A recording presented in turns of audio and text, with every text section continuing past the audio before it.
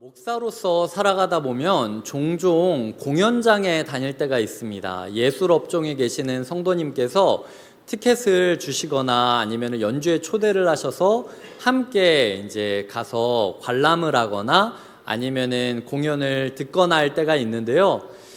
클래식 공연의 경우 오페라, 발레, 여러 군데를 다녔는데 사전에 제가 미리 공부를 하지 않고 들어가면은 진짜 졸렵다라는 거를 제가 깨닫곤 합니다. 그래서 그런 신방이 있을 때는 사전에 연주가 어떤 것들이 진행될까, 그 연주를 고른 이유가 무엇일까, 이 연주에서 주의해야 될 게 무엇일까. 그래서 음악을 듣기 전에 저 같은 경우는 미리 그 곡을 연주한 다른 연주자들의 곡들을 들어보고 가야 이제 조금 제가 마음의 감동이라도 있지, 그게 아니면은 비싼 돈 들이고 비싼 시간 들여서 앉아 있는데 이 머릿속은 막 고문당하는 것처럼 표정 관리도 안 되고 이러다가 자는 게 들키면은 진짜 평생 나를 미워할 텐데 어떻게 해야 되나 라는 마음으로 조마조마할 때가 있다라는 거죠.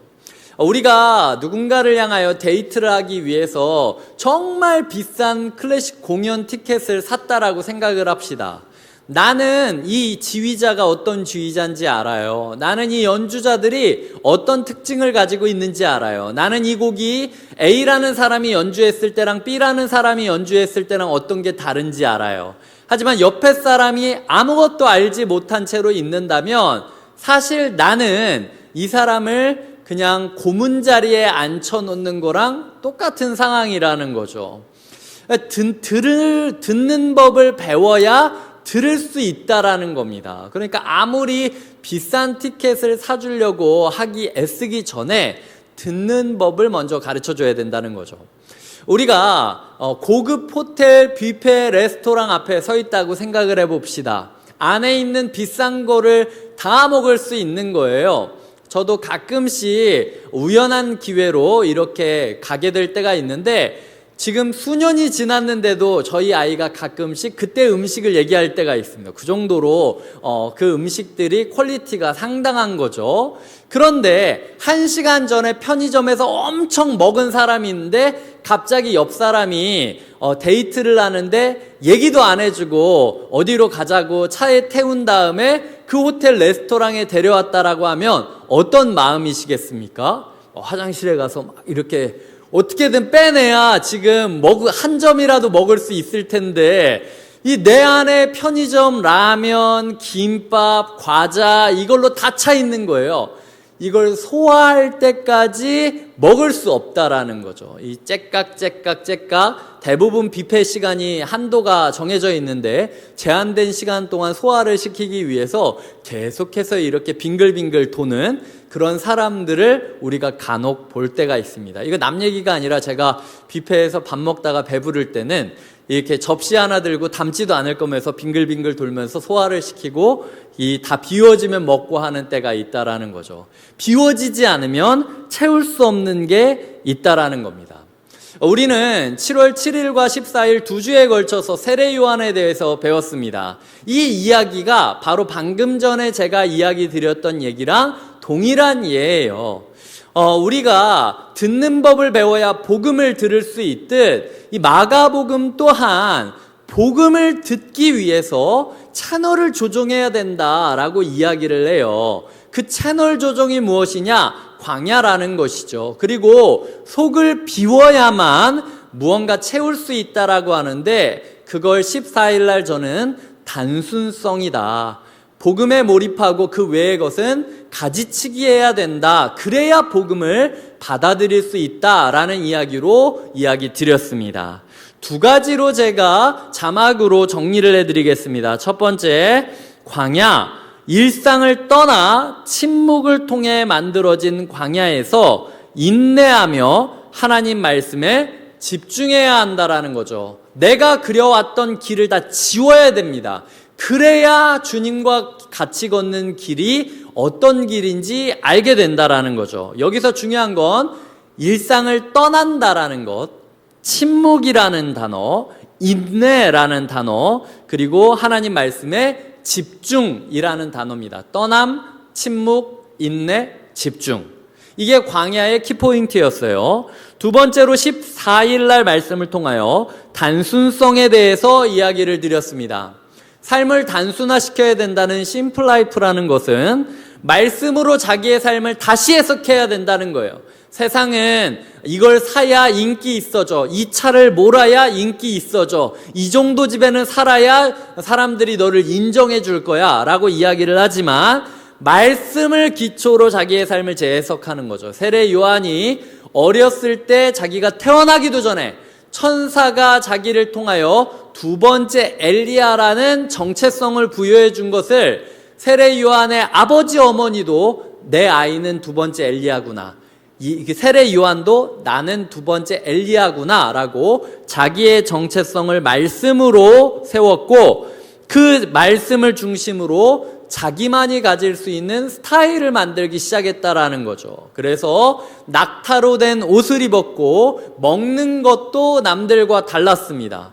야, 너 왜 이거밖에 안 먹어? 너 왜 이렇게 살아? 너 왜 이거 입어? 라고 하는데 기죽지 않았다라는 거예요. 내가 오히려 말씀을 따라서 나만의 고유한 스타일을 만드는 개척자라는 자부심이 있었다라는 것입니다.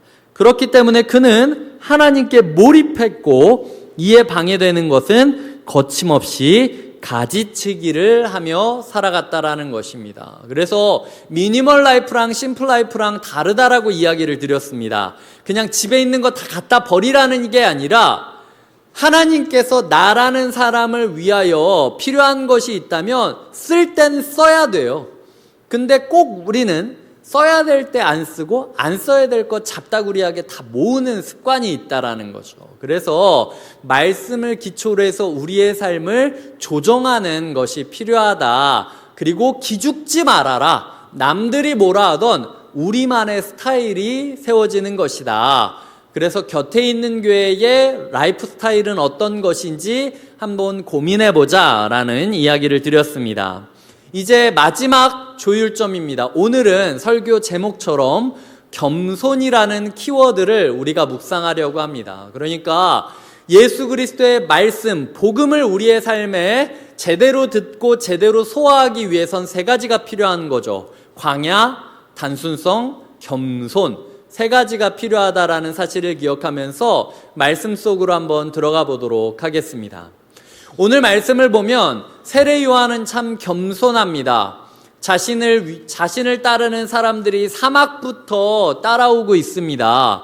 혹자는 세례 요한을 가리켜 네가 원한다면 두 번째 출애굽이 시작할 수도 있을 것 같아, 이런 얘기하지 않았겠습니까? 마치 광야에서 사람들을 인도할 때 내가 모세라도 된 것 같은 뭔가 능력과 부풀어 오르는 꿈들이 있었을 거라는 거죠. 근데 자기만을 보면서 모든 걸 버리고 온 사람들 앞에서 뭐라고 얘기하냐면, 내 뒤에 온 분을 위해선 내가 신발끈 푸는 것도 허락되지 않을 정도다. 그 정도로 나는 아무것도 아니다 라고 말을 합니다. 당시 유대 사회에 있어서 신발끈을 풀어준다라는 것은요, 노예를 뜻할 때 사용하던 관용어구였습니다. 그러니까 야, 내가 네 신발끈 푸는 놈인 줄 알아? 라고 이야기하는 건 내가 네 종인 줄 알아? 라고 욕하는 거랑 싸우자라는 거랑 똑같은 이야기라는 거죠. 근데 세례 요한은 그 어구를 자기한테 사용했다는 거예요. 나는 종놈입니다 라고 이야기를 한 거죠. 실제로 예수님이 왔을 때 세례 요한이 예수님 앞에서 으스대거나 왜 이렇게 늦게 왔습니까? 내가 이거 모으느라 얼마나 힘들었는지 아십니까? 이런 식의 얘기하지 않아요. 나는 아무것도 아닙니다. 내가 어떻게 당신 세례 줄 수 있겠습니까? 라고 오히려 주저주저하고 예수님의 말씀을 따라 세례를 준 이후에 요한복음에 보면 자기를 따르던 사람들을 다 예수님한테 가라고 떠밀어요. 그때 떠밀렸던 사람이 안드레. 그 안드레가 데리고 왔던 그 가족이 베드로. 이런 사람들 때문에 예수님의 12제자가 초기 세팅이 시작되는 거죠. 세례 요한은 말만 립서비스하고 끝났던 게 아니라 자기의 모든 것을 내어줄 뿐만 아니라 그 다음부터는 역사 속에서 완전히 지워진 채로 지냅니다. 모든 세력과 모든 말씀을 예수님께 넘기고 자신은 이야기를 끝내고 퇴장하는 모습을 그리고 있다라는 거죠. 이 세례 요한 할 말 많은 사람입니다. 부모를 떠나 10대 초기에 사막 공동체로 들어가서 대부분 12살 전후라고 다들 알고 있는데 30살이 넘을 때까지, 예수님보다 나이가 많았으니까 30살이 넘을 때까지 사막에서 예수님을 기다려야 했던 거예요. 분명히 알고 있었어요. 내 조카, 내 친척이 메시아라는 걸. 근데 왜 도대체 뭐라고 있길래 나는 광야에서 지금 제대로 먹지도 못하고 메뚜기 먹으면서 지내고 있는데 얘는 뭐라고 있길래 안 나타나고 있는 겁니까? 언제까지 해야 나타날 겁니까? 도대체 나한테 시그널이라도 주고 알려라도 줘야 내가 마음을 먹을 텐데 언제 올 건진 얘기하지도 않고 나보고 그냥 사막에 덩그러니 던져놓은 채로 보냈던 게 예수라는 거죠. 하지만 예수 앞에 사연 많고 할 말 많았지만 이 세례 요한은 자기의 삶에 대해서 이런 반구하지 않습니다. 그리고 사라지는 모습을 그리고 있다라는 거죠. 그 겸손의 길을 따라서 세례 요한의 뒤를 이어서 오신 예수님은 어떠십니까? 요한을 따라 예수님이 만약 저라면 어땠을까? 제가 예수님이라면 어렸을 때 생각했던 그림은요, 세례 요한이 말 그대로 나는 신발끈 풀기도 감당하지 못할 종놈입니다 라고 이야기를 했다면, 내가 만약 예수님이라면 어떻게 첫 만남을 가져야 사람들이 다 나를 메시아로 인정할까? 어렸을 때 제가 생각했던 그림은 뭐였냐면요, 그냥 세례 요한 앞에 나와서 아무 말도 하지 않고 신발 갖다 대는 겁니다. 그러면은 세례 요한이 갑자기 무릎을 꿇는 거죠. 그 신발을 풀어주는 거예요. 그러면 세례 요한의 머리를 한 두어 번 쓰다듬으면서 세례 요한이 맨날 얘기했던 그 사람이 있지, 그게 나야 라고 하면서 시작을 하면은 거기에 있던 모든 사람들이 마치 황제를 모시듯 자기를 모시면서 사역을 하지 않겠습니까? 근데 예수님은 그런 얘기 안 하셨다라는 거예요. 예수님이 지금 메시아로서 사역했던 첫 번째 모습이 무엇인지 아십니까? 세례 요한이 머리를 잡고 집어넣으면 물속에 그냥 잠기는 거였고, 세례 요한이 끄집어낼 때까지 물속에서 버텼던 게 예수님의 첫 번째 사역의 모습이었다라는 거예요. 예수님은 할 말 많은 사람이었습니다. 예수님께서는 능력 많은 분이었습니다. 예수님은 지금 메시아로 오셨습니다. 하지만 예수님은 겸손하셨습니다. 세례 요한에게 자기의 생사 여부를 맡기시면서 사역을 시작하셨던 게 예수님의 겸손한 사역의 모습이라는 거죠. 그렇게 예수님도 세례 요한이 겪었던 복음을 준비하는 세 가지 요소를 그대로 겪으십니다. 첫 번째, 광야. 하늘을 떠나 낯선 세상에서 30년 동안 기다리고 계셨습니다. 하나님과 예수님만 아는 메시아의 길을 30년 동안 준비하시면서 그 광야에서 하나님이 준비 시작할 때까지 기다리는 모습을 그리고 있었죠. 단순성, 하나님께서 스타트를 딱 울리자 가족도 모고 다 떠나 사막 요단강으로 나오는 모습을 그리고 있습니다. 예수님 가정도 지금 아버지였던 요셉이 세상을 떠나고 첫째 아들 예수가 가장의 역할을 하고 있을 때였습니다. 하지만 그는 자기를 그렇게 사랑하는 어머니도 놓고 자기를 그렇게 따르던 동생들도 놓고 모든 것을 가지치게 하고 하나님의 때에 자기의 몸을 맡기는 것을 그리고 있다라는 거죠. 겸손, 인간이었던 세례 요한에게 무릎을 꿇고 세례를 받으셨던 모습이 예수 그리스도의 모습이었다라는 겁니다. 아니, 세례 요한도 광야, 단순성, 겸손, 예수님도 광야, 단순성, 겸손. 근데 우리가 복음의 사람으로 살아간다고 하면서 어떤 광야도 겪지 않고 어떤 가지치기도 하지 않고 맨날 내 교만만 앞세우면서 하나님을 휘두르려고 한다면 우리가 복음의 사람으로서 살아갈 수 있겠습니까? 복음을 얘기해도 복음으로 들리겠습니까? 복음을 삼켜도 그게 소화가 되겠습니까? 복음이 우리 가운데 느껴지지 않는 이유가 뭐냐? 듣는 법을 배우지 않았기 때문이라는 거예요. 속을 비우지 않았기 때문이라는 겁니다. 우리가 예수님을 따라 겸손히 하나님께서 떠먹여 주시는 말씀을 우리의 삶에 소화해 가는 것이 필요하다라는 거죠. 게빈 오틀런드라는 목사님은 겸손에 대한 사람들이 하는 오해 3가지를 얘기하십니다. 첫 번째 오해는 겸손은 자기의 모습을 꽁꽁 숨기는 자신 없는 모습이라고 사람들이 오해하곤 한다. 그러니까 뭐 내가 할 수 있는데도 불구하고 아니에요. 어떻게 제가 이걸 겸손이라고 생각하는 거예요. 겸손이 아니라는 거죠. 낮은 자아상으로 자기를 혐오하고 부정하는 것도 겸손이라고 오해할 때가 많다라는 거예요. 예를 들어 집사님이 이것 좀 해주시죠. 그러면 제가 어떻게, 저는 그런 거 절대 못합니다. 저는 그런 거 할 수 있는 사람이 죽어도 아니에요 라고 이야기를 하시는 분들이 계시죠. 그렇게 손을 막 흔드는 게 겸손한 게 아니라 그건 낮은 자아상이라는 거죠. 자기 혐오라는 겁니다. 비굴하게 굽신거리는 나약함도 겸손이라고 오해될 때가 있다라는 거죠. 누가 막 목소리 크게 하면은 그럴 수 있죠. 막 이렇게 이야기를 하면서 끽소리 못하고 이렇게 쭈그러져 있는 게 겸손이라고 생각하곤 하는데 그건 겸손한 게 아니라 나약한 거다라고 이야기를 하고 있습니다. 겸손은 자기 모습을 꽁꽁 숨기며 자신 없어하는 소심한 모습도 아니고, 겸손은 낮은 자아상으로 할 수 있는데도 못한다라고 손 흔드는 것도 아니고, 겸손은 비굴하게 굽신거리며 사람들 눈치 보는 나약함도 아니라는 거죠. 겸손이 무엇이냐? 나는 작지만 큰 이야기 속에 있다. 하나님 나라라는 큰 이야기 속에서 내가 있는 것이기 때문에 나는 부족하지만 하나님이 원하는 때에 원하는 방식으로 나를 쓰실 거다 라고 자기를 이해하면서 살아가는 삶의 태도를 겸손이다 라고 이야기를 하고 있습니다. 앤드류 머레이라는 선교사님이 이런 글을 쓰셨는데요. 한번 자막으로 보여드릴 테니까 읽어주셨으면 좋겠습니다. 시작. 겸손은 우리가 하나님께로 가져가거나 하나님이 우리에게 주시는 어떤 것이 아니다.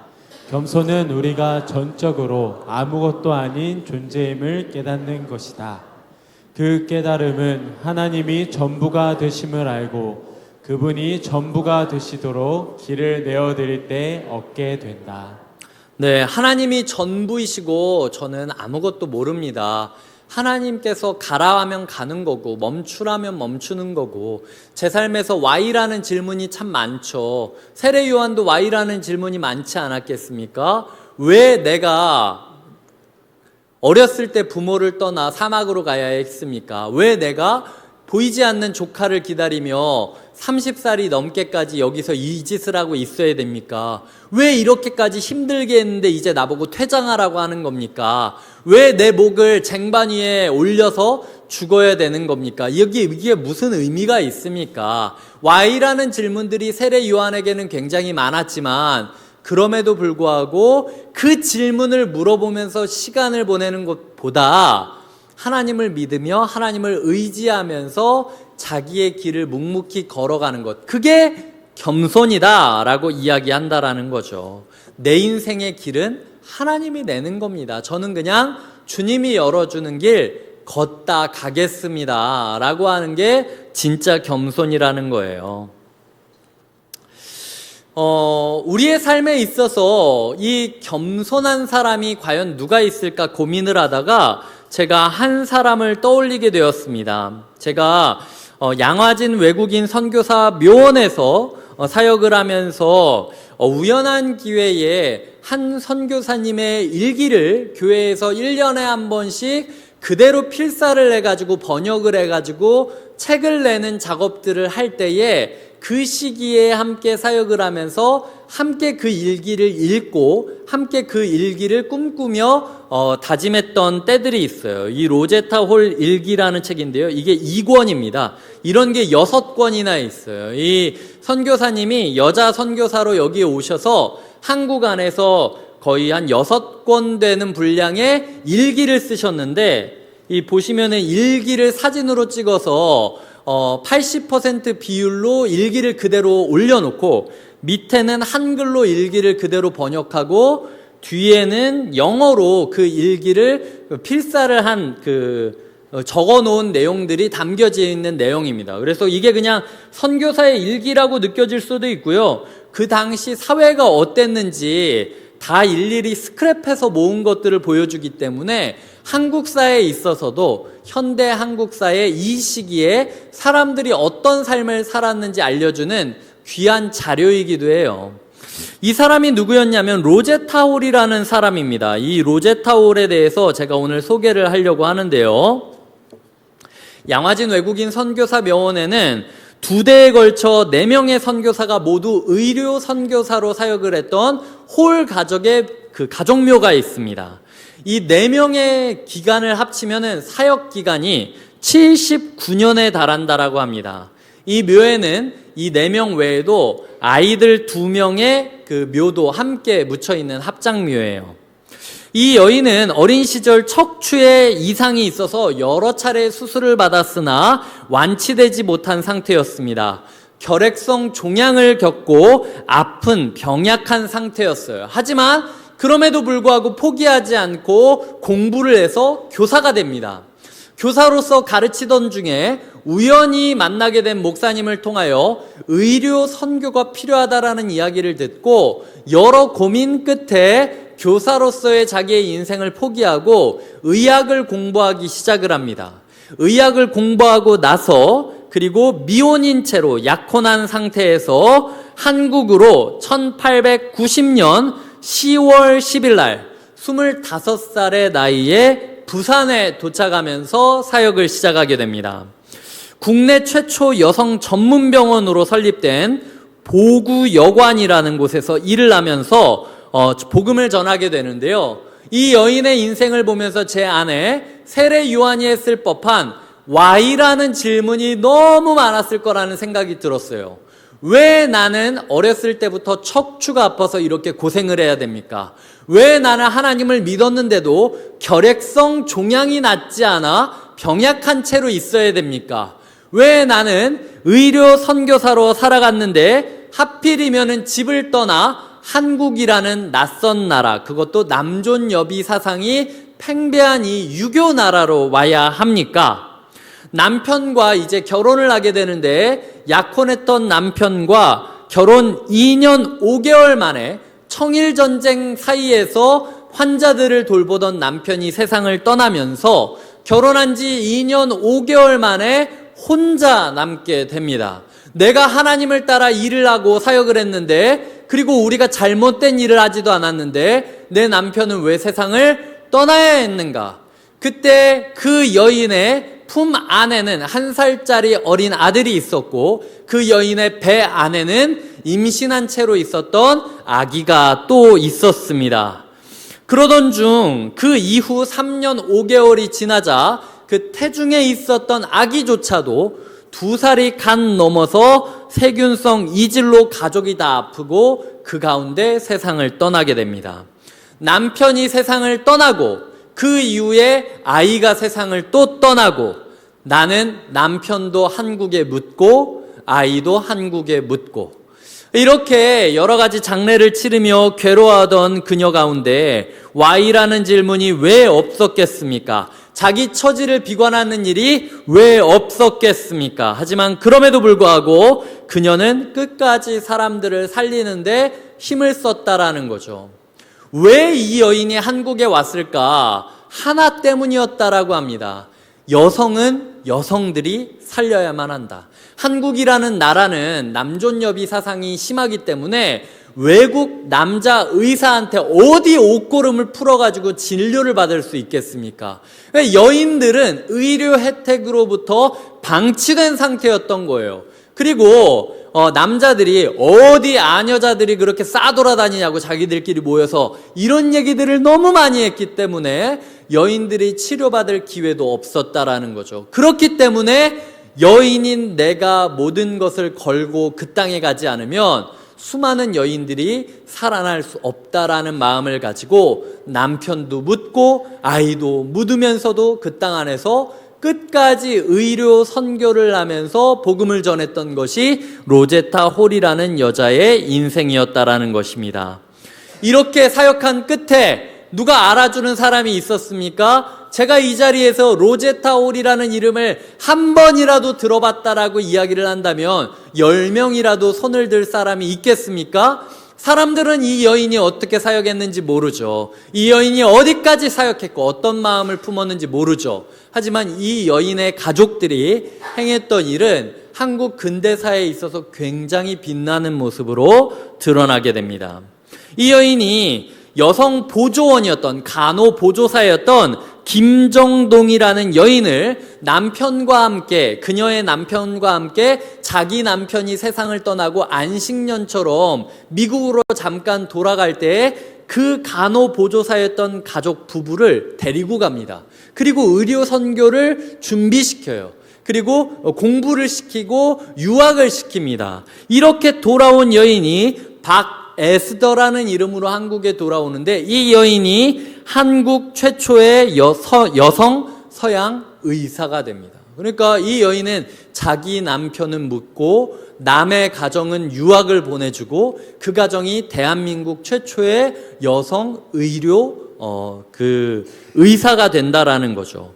그리고 이 여인이 척추 질환으로 인하여 평생 고생을 하고 아파했기 때문에 장애를 가진 사람들에 대한 마음이 특별했습니다. 보이지 않는 분들, 들리지 않는 분들을 위하여 마음이 동해서 어떻게 할까 고민을 하던 중 우리나라 최초의 점자법을 만들어서 교육을 시키기 시작합니다. 이 로제타 홀이 시작했던 점자법이 발전되어서 결국은 우리나라에 있는 많은 사람들이 보지 못해도 듣지 못해도 이 점자법을 통해서 교육받을 수 있는 기회가 세워졌다라는 거예요. 그리고 그녀의 아들은, 그녀의 엄마가 결핵성 종양으로 아파했지 않습니까? 그 당시 사람들이 결핵으로 너무 힘들었기 때문에 결핵 퇴치 사업의 선구자가 됩니다. 그래서 실 사업이라든지 우리가 어렸을 때 했던 많은 것들이 있잖아요. 이런 것들의 시작점이 이 홀 가문으로부터 시작하는 것들이 많이 있다라는 거죠. 하지만 아셨습니까? 점자의 시작점이 어디였는지, 우리나라 여성 의사가 어디서부터 시작되었는지, 그리고 수많은 사람들이 결핵으로부터 자유함을 얻고 이 자리에 안전하게 앉아있을 수 있는 이유가 누구 때문인지, 누구의 헌신 때문이었는지, 누구의 희생 때문이었는지 우리는 기억도 못하고 있다라는 거죠. 마치 세례 요한이 완전히 지워지고 예수님이 세상에 오셨듯 이 로제타 홀이라는 여성의 인생은 완전히 지워진 채로 우리는 그저 그 열매를 누리고 있다라는 겁니다. 그녀에 대한 일화 중에 제가 일기를 보다가 울컥했던 장면이 있어서 소개를 합니다. 11월 11일 날 환자가 옵니다. 그 환자가 손이 다 이렇게 붙어가지고 화상 때문인가 그래가지고 붙어있던 사람이었어요. 요거를 다 이렇게 갈라서 손가락을 움직이게 만드는 수술을 합니다. 이 손가락을 붙어있던 거를 자르다 보니까 여기 피부가 상처가 나지 않습니까? 그래서 12월이 됐을 때 이게 피부를 보니까 다 아문 것 같은데 떨어져 나간 거예요. 그래서 너무 보기 흉하고 살이 점점 썩어갈 것 같아서 피부 이식 수술을 합니다. 근데 요즘도 우리가 자기 몸에 있던 피부 떼가지고 여기다 옮기겠다라 그러면 무섭잖아요. 그 당시에는 얼마나 무서웠겠습니까? 그러니까 처음에 몇 조각을 떼서 이식하다가 이 환자 자체가 나 이거 무서워서 못하겠다라고 이야기를 한 거예요. 그때 이 여인이 어떻게 했느냐? 자기 팔에서 피부 3조각을 자기가 직접 떼어내서 이 환자의 팔에 이식을 시작한 겁니다. 그 주변에 있던 사람들이 다 말렸어요. 당신은 의사입니다. 당신 피부는 상하면 안 됩니다. 당신이 이렇게 상하면 이 사람들 어떻게 돌볼 겁니까? 이렇게 말을 하는데 일기장 안에 보니까 그렇게 다들 얘기했지만 자기 피부를 떼주겠다라고 얘기하는 한국인 직원들은 없었다 라고 얘기를 하는 거죠. 어쩔 수 없습니다. 안 됩니다. 그런 과정 가운데 그는 동료 선교사를 기다렸다가 통역을 해주면서 피부 의식이 중요하다, 이거를 해야만 이게 썩지 않는다라는 이야기를 하면서 자기의 피부를 더 떼어주는 모습을 그리고 있습니다. 이런 이야기가 일기에 있습니다. 며칠 후에 한 남자가 약을 받으러 왔는데 바로 그 전날 난산으로 인하여 기구로 아기를 받아준 여인 때문에 온 것이었다. 그냥 놔두면 죽는 여인이었는데 살려달라고 했고, 이 로제타울이라는 의사가 기구까지 써가면서 이 아기를 살린 거예요. 그래서 고맙다라고 인사하러 왔는데 상태가 꽤 심각했다고 들은 거죠. 그렇게 한참 듣던 중에 자기 직원이 뭐라고 이야기하냐면, 우리 선교사님은요, 필요한 사람한테는 자기 살까지 뜯어주는 사람이에요. 이거 아무것도 아니에요. 우리 선교사님이 얼마나 사랑이 넘치는지 알죠? 라고 이야기를 했다라는 거예요. 그리고 그 병원의 여직원 중 하나는 도대체 이 사람이 자기 살점까지 떼준 이유가 뭘까? 말씀 때문이구나 라는 마음이 들면서 나도 말씀을 조금 더 읽어야 되겠다라고 생각을 했다라는 거죠. 그리고 병원에서 자기를 보조하는 소녀들이 내가 자기 자매나 선교사님을 위해서는 그렇게 할 수 있는데 낯선 사람을 위해서는 진짜 못할 것 같아요. 근데 대단합니다라고 하면서 배우기 시작했다라는 거예요. 이런 말이 있습니다. 그런데 여학생 봉어비는 피부를 주겠다고 자원했고 미동도 않고 용감하게 견뎌냈다. 그리고 로스와일러 양과 벵겔 양이 자원했고 환자 스스로도 자신의 피부에서 몇 조각을 더 이식할 수 있도록 허락했다. 한 번은 그녀의 오빠가 와서 보고는 자신의 피부를 조금 나누어 주었다. 이런 식으로 붕대를 갈 때마다 서너 조각의 피부를 이식하여 총 25에서 30조각가량의 식피술을 시행했다. 이 중에 6조각에서 8조각이 살아나 작은 살점들을 만들었고 그 살점들이 각기 뻗어나가 다른 살점과 서로 연결되면서 피부에 여백을 채워 지금은 거의 모든 부분이 아물었다. 소녀는 감사의 표시로 며칠 전에 암탉 3마리와 수탉 1마리를 주었다. 그녀는 누가복음을 2번이나 읽었다. 하루는 그녀가 자리를 비운 우리 병원 여직원을 대신해 방문하는 환자들에게 성경을 읽어주고 있는 것을 보았다. 이것이 이렇게 보이지도 않고 알려지지도 않은 채로 살점까지 뜯어줄 수 있었던 겸손한 사람들. 하나님, 살점이 웬 말입니까? 내 사정이 이런데 나는 언제 살려줄 겁니까? 나에게 이런 일이 왜 생겼는지는 왜 설명 안 하십니까? 라고 자기 처지를 비관하면서 하나님 앞에 울부짖기보단 겸손히 모든 것이 끝난 날 내 이야기가 이해될 수 있을 것이죠 라고 이해하면서 보이지 않는 터널을 묵묵히 걸어가듯 그저 뚜벅뚜벅 걸어갔던 이 여인 때문에 대한민국 안에 최초의 여성 의사가 나왔고 대한민국 안에 최초의 점자가 개발되었고 대한민국 안에 수많은 결핵 환자들이 인생의 출구를 찾는 시작점이 열리게 되었다라는 거죠. 자기 피부까지 떼어주었던 사람 때문인 말이죠. 이 여인 또한 광야를 들어왔습니다. 고향과 가족을 떠나 배를 타면서 이 모든 분주한 사역 가운데도 왜 이렇게 두꺼운 일기를 6권이나 씁니까? 이 일기 가운데 하나님 앞에서, 말씀 앞에서 나의 하루를 정리하고 하루를 결단하며 하나님 앞에서 검증받은 거예요. 이 광야에 일기 쓰는 시간이 이 여인을 바로 세워준 겁니다. 이 여인의 삶은 단순성이 있었습니다. 복음 때문에 자기 살점까지 가지치게 해줄 정도로 삶을 가지칠 수 있는 여인이었습니다. 이 여인은 겸손했습니다. Why라는 질문 대신 도대체 여성이라는 나의 정체성으로 할 수 있는 게 무엇일까?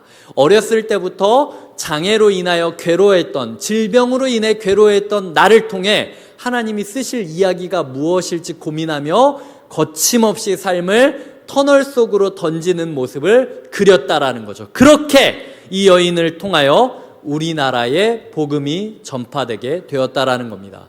복음은요, 쉽게 선택하는 것이 아닙니다. 내가 그냥 선택했기 때문에 이 자리에 있는 게 아니라 이렇게 피 흘리면서 복음을 전해준 사람이 있기 때문에 우리가 복음을 들은 거예요. 한 주간 우리의 삶에 많은 고민이 있을 것입니다. 많은 억울함이 있을 것입니다. 많은 오해가 있을 것입니다. 많은 질투가 있을 것입니다. 그때 생각하십시오. 피부까지 떼준 사람도 있다. 내가 이거 못 해줄까? 살점까지 떼준 사람도 있다. 내가 이거 오해 못 견딜까? 자기 목이 쟁반 위에까지 올라가는데도 아무 말 안 했던 사람이 있고, 자기 사람 다 떼줘서 예수님한테 보내줬던 사람도 있다. 내가 잊혀지는 거 그게 뭐 그렇게 중요한가? 이 정도의 마음을 먹어야 우리가 복음의 사람으로서 살아갈 수 있다라는 거죠. 한 주간 우리의 삶 가운데 먼저 감사가 있었으면 좋겠습니다. 누군가가 살점까지 떼줬기 때문에 우리가 이 자리에서 편하게 예수 믿을 수 있는 거예요. 두 번째로는 우리가 결단합시다. 내가 살점은 못 떼주더라도 이 정도는 내가 받아들이고 그냥 묵묵히 걸어가겠다. 이 정도 오해받아도 뭐 어쩔 수 없지. 이 정도 아파해도 뭐 견뎌가야지. 이 정도 힘들어도 우리가 끝까지 가봐야지 라는 마음으로 우리를 부르신 예수 그리스도를 따라 걸어간다면 반드시 우리도 역사 가운데 이 로제타 홀이라는 이름이 다시 한번 역사 가운데 부상하며 우리에게 외쳐지듯 하나님께서 성도님 한 분 한 분을 통하여 새로운 역사를 쓰여주실 것을 소망하면서 걸어가시길 주님의 이름으로 축복드립니다.